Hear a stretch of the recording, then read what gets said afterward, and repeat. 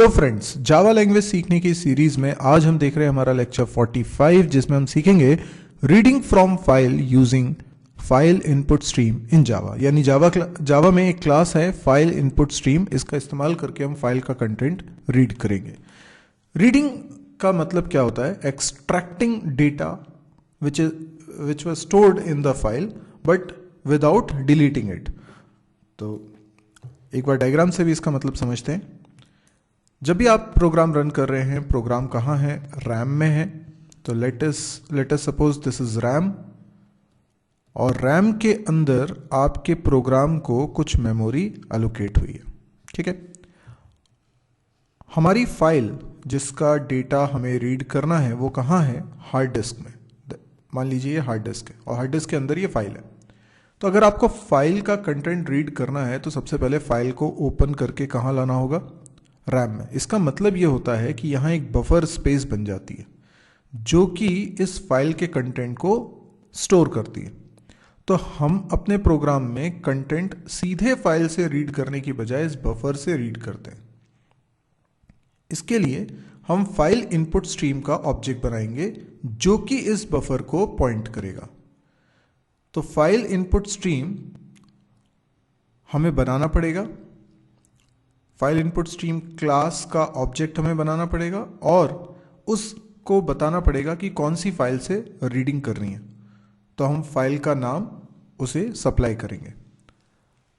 अब ये फाइल में जो डेटा लिखा हुआ है वो इधर बफर में आ जाएगा। तो मैं इस डेटा को रीड करना चाहता हूँ। तो हो सकता है मैंने अपने प्रोग्राम में कोई वेरिएबल बनाया हो, तो मैं चाहूँगा कि फाइल का कंटेंट रीड होके मेरे वेरिएबल्स में आ जाए।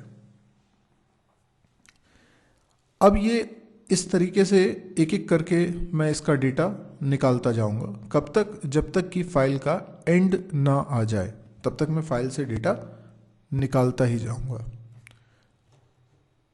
अच्छा, कई लोगों को कन्फ्यूजन ये रहता है कि फाइल से अगर मैं डेटा निकाल लूंगा तो फाइल खाली हो जाएगी। ऐसा नहीं है। यहाँ फाइल से कंटेंट रीड ज़रूर हो रहा है, लेकिन ओरिजिनल फाइल में कोई चेंजेस नहीं हो रहे हैं। यानी कंटेंट जो हमने निकाला है वो रीड किया है, डिलीट नहीं करा है। फाइल इनपुट स्ट्रीम रीडिंग के लिए बनी एक क्लास है। File input stream obtains input bytes from a file in file system. यानी ये रॉ स्टाइल में इनपुट करती है बाइट्स। तो दो तरह की होती हैं, कैरेक्टर स्ट्रीम और बाइट स्ट्रीम। इसके बारे में हम पिछले वीडियोस में देख चुके हैं। अगर नहीं देखा आपने तो उसको ज़रूर देख लीजिएगा। आइए अब समझते हैं कंस्ट्रक्टर्स के बारे में। फाइल इनपुट स्ट्रीम में दो मेजर कंस्ट्रक्टर्स हैं। एक कंस्ट्रक्टर है जो आर्ग्यूमेंट के रूप में फाइल टाइप की वैल्यू लेता है, और दूसरा कंस्ट्रक्टर है जिसमें स्ट्रिंग वैल्यू रहती है। अल्टीमेटली स्ट्रिंग वैल्यू भी क्या है? उस फाइल का नाम ही है या उस फाइल का पाथ है जिससे हमें रीडिंग करनी है। और फाइल क्लास का ऑब्जेक्ट वो भी लगभग वही काम करता है। फाइल क्लास का ऑब्जेक्ट हमें पहले बनाना पड़ेगा और उसमें हमें फाइल का पाथ पास करना पड़ेगा एज अ स्ट्रिंग। तो दोनों में से हम कुछ भी करें, अल्टीमेटली फाइल को डिनोट करेंगे। जब इसका प्रोग्राम बनाएंगे तो सबसे पहले आपको आईओ पैकेज इंपोर्ट करना होगा। आईओ पैकेज की दो क्लासेस की जरूरत हमें इस प्रोग्राम में पड़ने वाली है। एक है फाइल इनपुट स्ट्रीम और दूसरी है आईओ एक्सेप्शन। एक्सेप्शन हैंडलिंग हमने पढ़ा हुआ है, तो ये चेक्ड एक्सेप्शन की कैटेगरी में आती है। तो हमारे प्रोग्राम में चेक्ड एक्सेप्शन आ सकती है, इसलिए हमने ये लिखा है थ्रोज और आईओ एक्सेप्शन। अब हम प्रोग्राम के अंदर एक आई नाम का वेरिएबल बना रहे हैं, फाइल इनपुट स्ट्रीम का एक ऑब्जेक्ट बना रहे हैं। ऑब्जेक्ट बनाते वक्त मैंने फाइल का पाथ पास किया हुआ है। फिर मैं एक लूप लगा रहा हूँ, डू वाइल लूप लगा है। ये लूप तब तक चलेगा जब तक कि फाइल का एंड नहीं आ जाए। अब यहाँ पे C++ की तरह कोई एंड ऑफ फाइल कांस्टेंट नहीं होता है।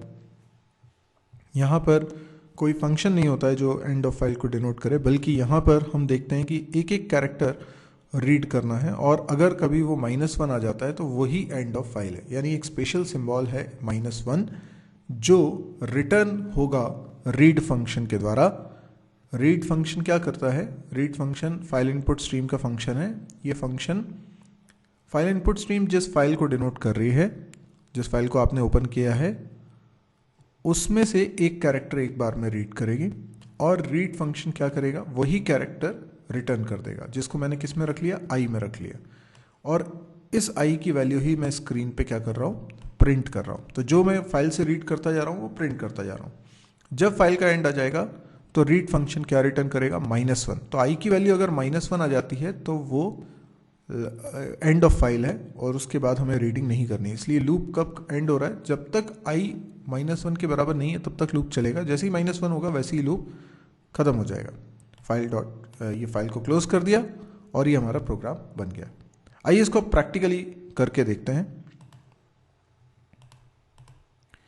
आप देख सकते हैं यहाँ पर ऑलरेडी एक फाइल बनी हुई है myfile.txt, जो कि मैंने पिछले प्रोग्राम में बनाई थी। एक बार इसको ओपन करके देख लें। इसमें लिखा क्या हुआ है, इसमें लिखा हुआ है टाटा, यानी जब रीड होगा तो स्क्रीन पे टाटा दिखना चाहिए, क्योंकि इस फाइल के अंदर यही लिखा है। और ये दूसरी फाइल है फाइल example.java, जिसको एक्चुअल में हम बना रहे हैं। तो आइए देखें इसकी कोडिंग कैसी होगी। ये है फाइल एग्जाम्पल, इसके अंदर मैं कोडिंग कर रहा हूँ। सबसे पहले मैं लिखूंगा इम्पोर्ट स्टेटमेंट। इम्पोर्ट स्टेटमेंट में क्या लिखना होगा, java.io डॉट, यहाँ पर आपको 2 क्लासेस हैं इसलिए मैं स्टार लगा देता हूँ। जब हमें आयो पैकेज की सारी क्लासेस को इंपोर्ट करना है तो मैं स्टार लगा रहा हूँ। अभी 2 क्लासेस की ज़रूरत है तो मैंने स्टार लगा दिया। इंडिविजुअली भी लिख सकता था 2 अलग अलग लाइन्स में इंपोर्ट स्टेटमेंट में। एक बार लिखता java.io एक्सेप्शन, एक बार लिखता java.io फाइल इनपुट स्ट्रीम। अब बनाते हैं क्लास, पब्लिक क्लास, और क्लास का नाम रख लिया फाइल एग्जाम्पल।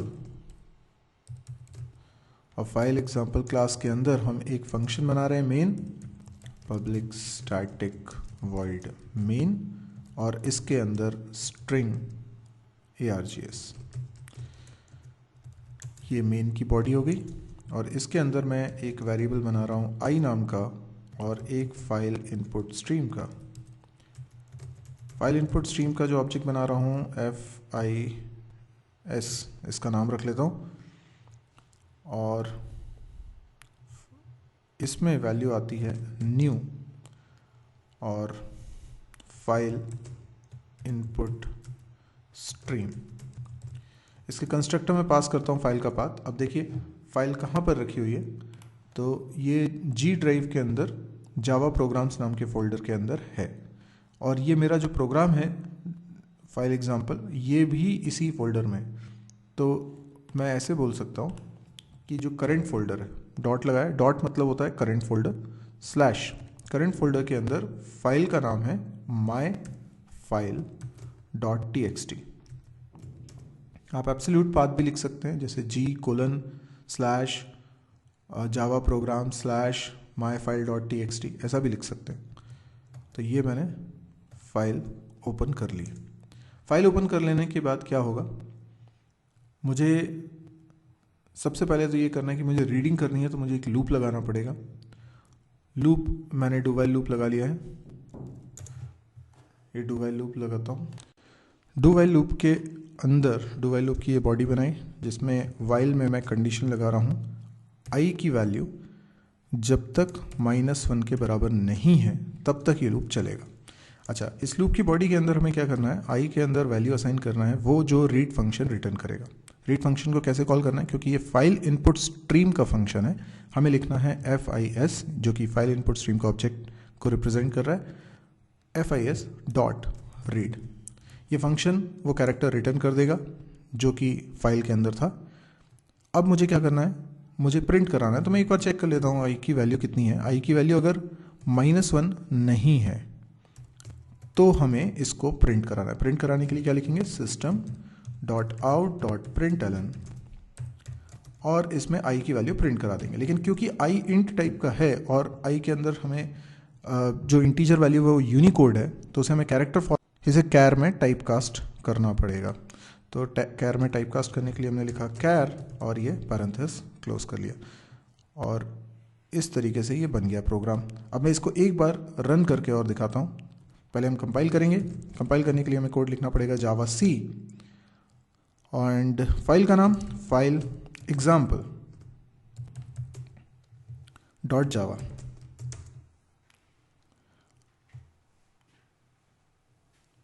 देखते हैं इसका आउटपुट क्या आता है।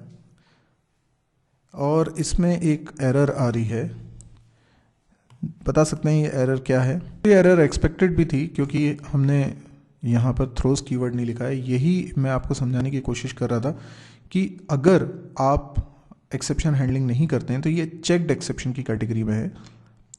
तो ये चेक्ड एक्सेप्शन को हैंडल करने के लिए आपको लिखना पड़ता है थ्रोज आईओ एक्सेप्शन। अब जिन लोगों को ये बात समझ में नहीं आई है तो मैं आपको बताऊं, सिर्फ इसलिए समझ में नहीं आई है क्योंकि आपने एक्सेप्शन चैप्टर को कवर नहीं करा है।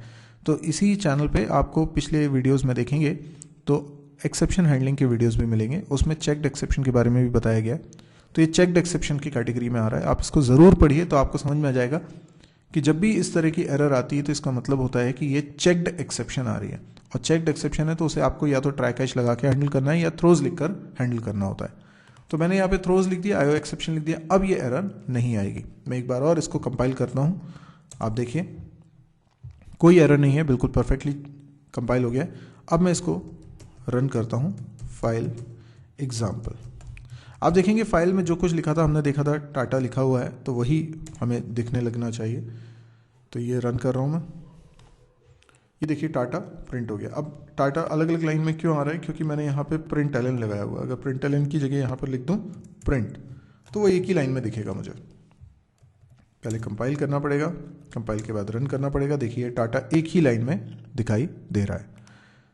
तो ये सिंपल सा कोड हो गया। इसके बाद मुझे क्या करना चाहिए? फाइल को क्लोज भी कर लेना चाहिए। क्लोज करने के लिए मुझे लिखना होगा fis.close। क्लोज से बेसिकली वो डिटैच हो गया है। अब ये FIS जो है ये इस फाइल से एसोसिएटेड नहीं है, मतलब मैं फर्दर इसमें रीडिंग परफॉर्म नहीं कर सकता FIS डॉट लगा के। तो यदि आपको ये वीडियो समझ में आया हो तो आप इसे लाइक करिए। आप इस चैनल को भी सब्सक्राइब कर सकते हैं अगर इस तरह के और वीडियोस के अपडेट्स आप चाहते हैं तो।